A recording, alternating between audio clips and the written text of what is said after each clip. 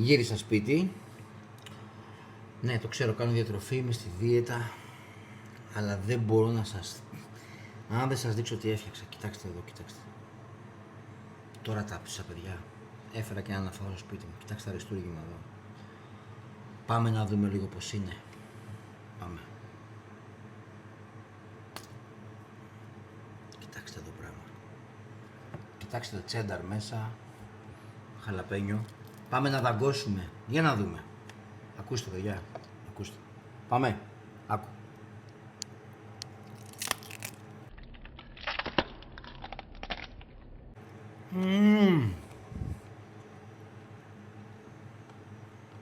Λοιπόν. Πω μαλάκα, τη γάμισα τη δίαιτα. Την Κυριακή να ξέρετε, από αυτό, όσοι προλάβετε, θα κάτσω και λίγα για την επαρχία. Πάμε άλλο ένα. Θα το φάω τώρα, δεν γίνεται, 150 γραμμάρια είναι αυτό. Άλλο ένα. Πάμε. Μαλάκα, άκου.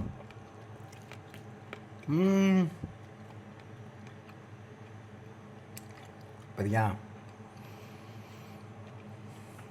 το ότι κάνω διατροφή και κρατιέμαι με τις μαλακίες που φτιάχνω και πουλάω, μαλακίες δεν είναι, αλλά ένας Θεός ξέρει πως κρατιέμαι κάθε Κυριακή.